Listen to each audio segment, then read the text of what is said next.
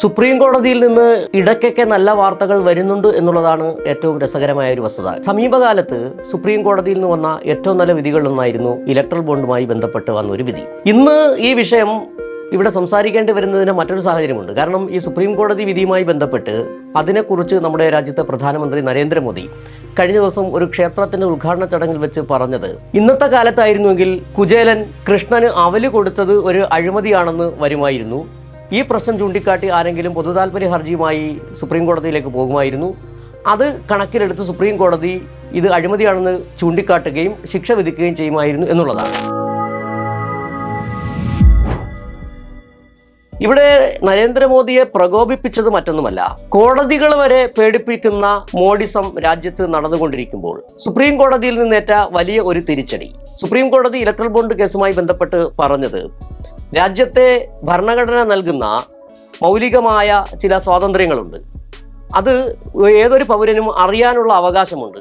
അതിൻ്റെ ലംഘനമാണ് electoral bond കേസുമായി ബന്ധപ്പെട്ട് നടന്നത് എന്നതാണ് സുപ്രീം കോടതി പറഞ്ഞത്. ഒരു രാഷ്ട്രീയ പാർട്ടിക്ക് നൽകുന്ന പണം, ആരാണ് പണം നൽകിയത്, എത്ര രൂപയാണ് നൽകിയത്, ആ പാർട്ടി അതെങ്ങനെ ചെലവഴിച്ചു എന്നറിയാനുള്ള അവകാശം രാജ്യത്തെ ഓരോ പൗരനും ഉണ്ട് എന്ന് അസന്ധിഗ്ധമായി സുപ്രീം കോടതി വ്യക്തമാക്കുകയും ചെയ്തു. ഇത് സ്വാഭാവികമായും രാജ്യത്തെ ഫാഷിസ്റ്റ് ഭരണകൂടത്തെ പ്രകോപിപ്പിച്ചിട്ടുണ്ട്.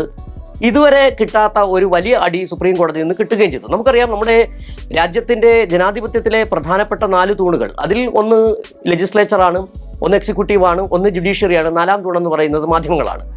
ഈ 4 തൂണുകളെയും ഒരർത്ഥത്തിൽ മോഡി പേടിപ്പിച്ചു കൊണ്ടുപോകുന്ന ഒരു സാഹചര്യമാണ് രാജ്യത്ത് ഇപ്പോൾ നിലനിൽക്കുന്നത്. 2024 തെരഞ്ഞെടുപ്പ് കൂടി അടുത്തിരിക്കുന്ന സാഹചര്യത്തിൽ മതത്തെ എങ്ങനെ സമർത്ഥമായി ഉപയോഗിക്കാം, ദൈവങ്ങളെ എങ്ങനെ സമർത്ഥമായി ഉപയോഗിക്കാം എന്നുള്ളത് സംഘപരിവാറുകാരെ പ്രത്യേകിച്ച് മോദിയെ പഠിപ്പിക്കേണ്ടതില്ല.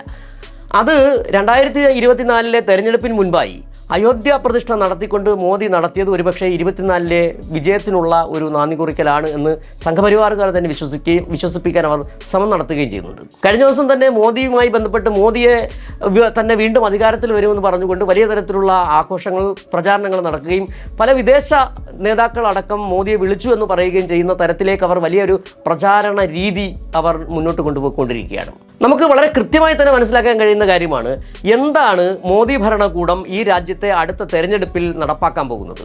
ഒരു 10 വർഷക്കാലം രാജ്യത്ത് അധികാരത്തിലിരുന്നിട്ട് രാജ്യത്തെ ജനസാമാന്യത്തിന്, ഭൂരിപക്ഷ ജനതയ്ക്ക് യാതൊരുവിധ പ്രയോജനം ചെയ്യാത്ത ഒരു ഭരണകൂടം മതത്തിൻ്റെയും ജാതിയുടെയും ദൈവത്തിൻ്റെയും പേര് പറഞ്ഞ് വീണ്ടും അധികാരത്തിൽ വരാൻ ശ്രമിക്കുന്നു എന്നുള്ളതാണ് ഏറ്റവും ദുഃഖകരവും ശ്രദ്ധിക്കപ്പെടേണ്ടതുമായ വസ്തുത എന്ന് പറയുന്നത്.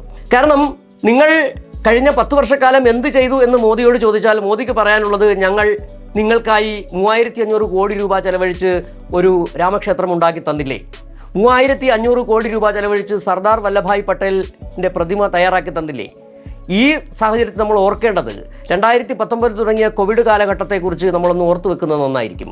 കോവിഡ് കാലഘട്ടത്തിൽ ക്യൂ നിന്ന ജനങ്ങൾ, വണ്ടി പിടിക്കാൻ, ട്രെയിൻ പിടിക്കാൻ നടന്ന് തളർന്ന് മരിച്ചു വീണ മനുഷ്യർ, ഇപ്പോഴും രാജ്യത്തെ 80 കോടിയിലധികം ജനങ്ങൾ മുഴുപ്പട്ടിണിക്കാരായ രാജ്യത്താണ് മോദി അയോധ്യ ക്ഷേത്രത്തിൻ്റെ പേരിൽ വലിയ വീമ്പിളക്കുന്നത്. അതാണ് ജനത്തെ പറ്റിക്കാൻ ഏറ്റവും വലിയ വിഷയമെന്ന് പറഞ്ഞാൽ മതമാണ്, ദൈവമാണ്. മോദി എന്താണ് ചെയ്തത്? അയോധ്യ ക്ഷേത്രം ഉണ്ടാക്കിയത് കൊണ്ട് രാജ്യത്തെ 80 കോടി ജനത്തിൻ്റെ പ്രശ്നം പരിഹരിക്കപ്പെട്ടിട്ടുണ്ടോ? ഇനി ഗ്യാൻവാബിയിൽ അടക്കം നടക്കുന്ന വലിയ വിഗ്രഹ പ്രതിഷ്ഠകളുമായി ബന്ധപ്പെട്ട് വരുമ്പോൾ അത് ജനത്തിൻ്റെ അടിസ്ഥാന പ്രശ്നമാണോ? അല്ല. ഇവിടെ മോദി നടത്തിക്കൊണ്ടിരിക്കുന്നത് നഗ്നമായി ഒരു രാജ്യത്തെ 140 കോടിയെ ജനതയെ പറ്റിച്ചുകൊണ്ടിരിക്കുന്നു എന്നുള്ളതാണ് യാഥാർത്ഥ്യം. 140 കോടി ജനതയെ കഴിഞ്ഞ, നമുക്കറിയാം, വളരെ പെട്ടെന്ന് നമ്മുടെ മുന്നിൽ ഓർമ്മ വരുന്ന കാര്യങ്ങൾ, ഗ്യാസിൻ്റെ സബ്സിഡി 300 രൂപ വെച്ച് ബാങ്ക് അക്കൗണ്ടിൽ തരുമെന്ന് പറഞ്ഞ മോദി എത്ര രൂപ ബാങ്ക് അക്കൗണ്ടിൽ തന്നു? 50 രൂപയ്ക്ക് പെട്രോൾ തരുമെന്ന് പറഞ്ഞ മോദി ഇപ്പോൾ 110 രൂപയ്ക്കാണ് പെട്രോൾ തന്നുകൊണ്ടിരിക്കുന്നത്. അങ്ങനെ രാജ്യത്തിൻ്റെ സർവ്വമേഖലകളെയും തകർത്ത് വിലക്കയറ്റം കൊണ്ട് പൊറുതിമുട്ടിയ ജനത, ഒരു തരത്തിലും ജീവിക്കാൻ പറ്റാത്ത ജനതയായി ഇന്ത്യയിലെ ജനസമൂഹം മാറിക്കൊണ്ടിരിക്കുന്ന സാഹചര്യത്തിൽ മോദി വീണ്ടും വന്നുകൊണ്ടിരിക്കുകയാണ്, പറയുന്നത്, ഇതാ നിങ്ങൾക്കായി ഞാൻ അയോധ്യ ക്ഷേത്രം തന്നിരിക്കുന്നു. അതിൻ്റെ ഒരു പടി കൂടി കടന്ന പറച്ചിലായിപ്പോയി ഇന്നലെ സുപ്രീം കോടതിക്കെതിരെ പറഞ്ഞു. ഒരുപക്ഷെ പരമോന്നത നീതിപീഠത്തിൻ്റെ വാക്കുകളെ അത്ര പരിഗണനയോടും ബഹുമാനത്തോടു കൂടിയാണ് രാജ്യത്തെ 140 കോടി ജനതയും അതോടൊപ്പം തന്നെ രാഷ്ട്രീയ നേതൃത്വങ്ങളടക്കം വിലയിരുത്താറുള്ളത്. ഒരുപക്ഷെ നമുക്കിപ്പോൾ അറിയാം, അയോധ്യ ക്ഷേത്ര വിധിയുമായി ബന്ധപ്പെട്ട സുപ്രീം കോടതി വിധിയെ വളരെ ആശങ്കയോടുകൂടിയാണ് ഇന്ത്യയിലെ ഭൂരിപക്ഷം ജനങ്ങളും കണ്ടത്. പക്ഷേ പരമോന്നത നീതിപീഠം അങ്ങനെ ഒരു ഉത്തരവിട്ടപ്പോൾ അതനുസരിക്കുക എന്ന് മാത്രമായിരുന്നു. ബാബറി മസ്ജിദ് പൊളിച്ചുകൊണ്ടാണ് അയോധ്യ ക്ഷേത്രം നിർമ്മിച്ചതെന്ന് പറയുവാൻ ആർക്കും ഈ രാജ്യത്ത് കഴിഞ്ഞിരുന്നില്ല. വളരെ ചെറിയ രാഷ്ട്രീയ പാർട്ടികൾ, വളരെ ചെറിയ രാഷ്ട്രീയ നേതൃത്വങ്ങൾ മാത്രമാണ് അങ്ങനെ ഊറ്റത്തോടുകൂടി ചങ്കൂറ്റത്തോടുകൂടി പറയുകയും ചെയ്തത്. ഇവിടെ നമ്മൾ വീണ്ടും വിഷയത്തിലേക്ക് വരുമ്പോൾ എന്തുകൊണ്ടാണ് ഈ വീണ്ടും മോദി ഇപ്പോൾ ഈ ശ്രീകൃഷ്ണനെയും ഒപ്പം തന്നെ കുചേലനെയും ഒക്കെ കൂട്ടുപിടിച്ചതെന്നുള്ള ചോദ്യത്തിലേക്ക് വീണ്ടും വരികയാണ്.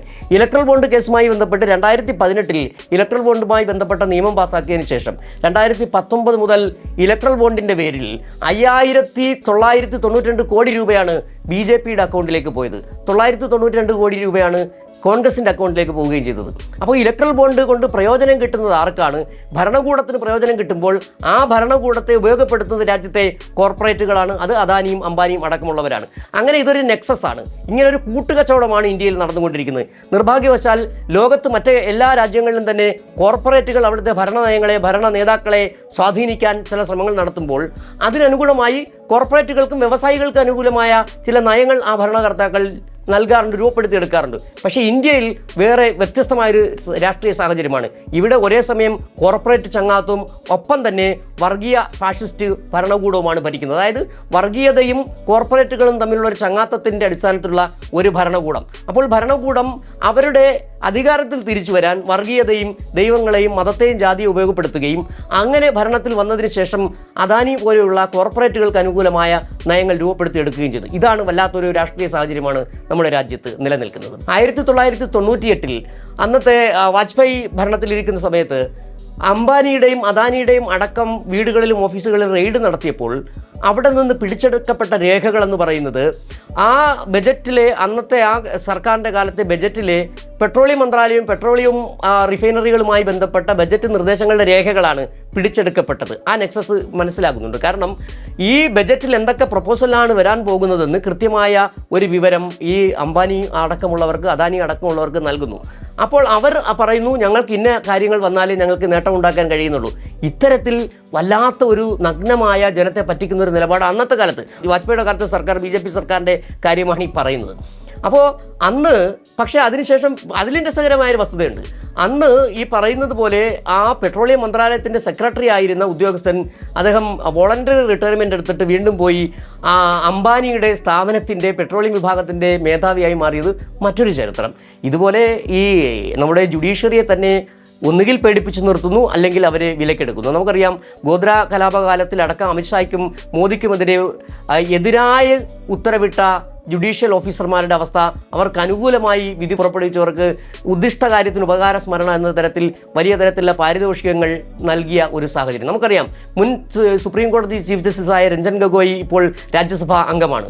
അദ്ദേഹത്തിന് നൽകിയ സംഭാവനകൾ, അദ്ദേഹം BJP സംഘപരിവാർ സർക്കാരിന് നൽകിയ വിധികളെക്കുറിച്ചൊക്കെ ഈ സാഹചര്യത്തിൽ നമ്മൾ ഒന്ന് ഓർക്കുന്നത് നന്നാകും. അപ്പോൾ പല തരത്തിലാണ് ഈ സംഘപരിവാർ സർക്കാർ, മോദി സർക്കാർ ജുഡീഷ്യറി അടക്കം വിലക്കെടുക്കുന്നത്. ഒന്ന്, അവർക്ക് അനുകൂലമായ വിധി പുറപ്പെടുവിക്കുന്നവർക്ക് പിന്നീട് എന്തെങ്കിലും കാര്യങ്ങൾ, അത് രാജ്യസഭ MP സ്ഥാനമാകാം, മറ്റേതെങ്കിലും ട്രിബ്യൂണലിൻ്റെ ചെയർമാൻ സ്ഥാനമാകാം, അല്ലെങ്കിൽ ബന്ധുക്കൾക്ക് മറ്റേതെങ്കിലും തൊഴിൽ നൽകുക. ഇങ്ങനെ പേടിക്കാത്തവരെ വളരെ കൃത്യമായി തന്നെ ഇല്ലാതാക്കുന്ന പല സംഭവങ്ങൾ നമ്മുടെ മുന്നിൽ ഓർമ്മ വരുന്നുണ്ട്. പല IPS ഉദ്യോഗസ്ഥരടക്കം ജയിലിൽ കിടക്കുന്ന സാഹചര്യം നമ്മുടെ മുൻപിൽ ഓർമ്മ വരുന്നുണ്ട്.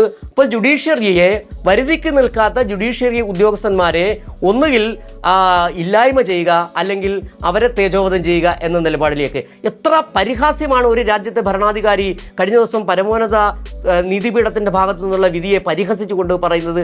എങ്ങനെയാണ് ഒരു രാജ്യത്ത് ജനാധിപത്യം പുലരുക എന്ന സംശയം ഒരു വലിയ ജനസമൂഹം ചോദിക്കേണ്ട ഒരു സാഹചര്യം. കാരണം ഇതിനകത്ത് എങ്ങനെയാണ് മോദി വളരെ സമർത്ഥമായാണെന്ന് പറഞ്ഞത്. ആ വിധി മോദിക്ക് ഇഷ്ടപ്പെട്ട വിധിയല്ല, അത് ഇവിടുത്തെ സംഘപരിവാർ ഭരണകൂടത്തിന് ഇഷ്ടപ്പെട്ട വിധിയുമല്ല. അതുകൊണ്ട് തന്നെയാണ് പറഞ്ഞത്, അത് ഡയറക്റ്റായി ആ വിധിക്കെതിരെ, ജഡ്ജിക്കെതിരെ പറയാൻ മോദിക്ക് അങ്ങനെ പറയാതിരിക്കാനുള്ള ബുദ്ധിയുണ്ട്.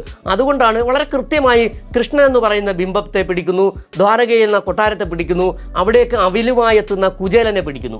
അങ്ങനെ കുചേലൻ്റെ അവിലിനെ എന്ന് പറഞ്ഞ് നമുക്കറിയാം, ഇന്ത്യയിലെ നിരക്ഷരായ ഭൂരിപക്ഷത്തിൻ്റെയും വിശ്വാസ പ്രമാണങ്ങളിൽ അടിയുറച്ചു നിൽക്കുന്ന ഒരു ദൈവിക ബിംബമാണ് ഈ കൃഷ്ണൻ എന്ന് പറയുന്നത്. കൃഷ്ണ കുചേല കഥകൾ എല്ലാവരും പറഞ്ഞു നടക്കുകയും അത് ഒരുപക്ഷെ നമ്മുടെ കഥകളിൽ നിറഞ്ഞു നിൽക്കുകയും ചെയ്യുന്ന രണ്ട് കഥാപാത്രങ്ങൾ, അതിനെ എടുക്കുകയും അത് സ്വാഭാവികമായും ഹിന്ദുമതവുമായി ബന്ധപ്പെട്ടതാണ്. ആ മതത്തെ എടുക്കുന്നു, അതിലെ വളരെ പ്രധാനപ്പെട്ട ഏറ്റവും ഇഷ്ടപ്പെട്ട ഒരു ദൈവിക കഥാപാത്രത്തെ എടുക്കുന്നു, അതിനെ ഒരു ജുഡീഷ്യറി വിമർശിക്കാനുള്ള ഒരു വസ്തുതയാക്കി മാറ്റുകയും ചെയ്യുന്നു. ഇതാണ് ഈ രാജ്യം നേരിടുന്ന ഏറ്റവും വലിയ വസ്തുത. വളരെ കൃത്യമാണ് കാര്യങ്ങൾ. 2024 തെരഞ്ഞെടുപ്പിൽ ചെയ്യാൻ പോകുന്ന മോദിക്ക് ജനങ്ങളോട് പറയാൻ, ഞാൻ ഇന്നത് ചെയ്തുകൊണ്ടാണ് നിങ്ങളുടെ മുന്നിൽ വോട്ട് തേടി വന്നതെന്ന് പറയാൻ ഉള്ള ധൈര്യമില്ല, ആർജവമില്ല. അതുകൊണ്ട് പറയാൻ കഴിയുന്നതാണ്, ഞങ്ങൾ നിങ്ങൾക്കായി അയോധ്യയിൽ ക്ഷേത്രം നിർമ്മിച്ചു തന്നു, ഇതാ ഇനി അടുത്ത ക്ഷേത്രം നിർമ്മിക്കുന്നു. അങ്ങനെ ഒരുപക്ഷെ വളരെ രസകരമായി നമ്മുടെ രാഷ്ട്രീയ നേതാവ് ഈ സാഹചര്യത്തിൽ പറഞ്ഞൊരു വാക്ക് ഞാൻ ഓർത്തു പോവുകയാണ്. മോദിയുടെ പ്രധാന പണി ഇപ്പോൾ ക്ഷേത്ര കമ്മിറ്റി ഭാരവാഹി സെക്രട്ടറി, ക്ഷേത്ര കമ്മിറ്റി സെക്രട്ടറിയുടെ പണിയാണ് നരേന്ദ്രമോദി ചെയ്തുകൊണ്ടിരിക്കുന്നത്. കാരണം ഒരു ക്ഷേത്രത്തിൻ്റെ പ്രതിഷ്ഠ നടത്താനും അവിടെ താലം നടത്താനും പൂജ നടത്താനും ഒന്നും ഒരുപക്ഷെ ക്ഷേത്ര കമ്മിറ്റി സെക്രട്ടറിക്ക് പോലും അങ്ങനെ ചെയ്യാറില്ല. പക്ഷെ ഒരു രാജ്യത്തെ ഭരണാധികാരി ഒരു മതത്തിൻ്റെ വക്താവായി നിന്നുകൊണ്ട് വളരെ കൃത്യമായി തന്നെ ഒരു ക്ഷേത്രത്തിൻ്റെ പ്രതിഷ്ഠ നടത്തുന്നു. അങ്ങനെ കൃത്യമായി മതം പറഞ്ഞുകൊണ്ട് ഈ രാജ്യത്തെ 80 കോടിയിൽ 80% വരുന്ന ഹിന്ദുമതത്തെ തന്നെ വോട്ട് ബാങ്കാക്കിക്കൊണ്ട് മോദി നടത്തുന്ന ശ്രമങ്ങൾ, അതിന് ഏതെങ്കിലും മേഖലകളിൽ നിന്ന് ചില തിരിച്ചടികൾ കിട്ടുന്നുണ്ട്.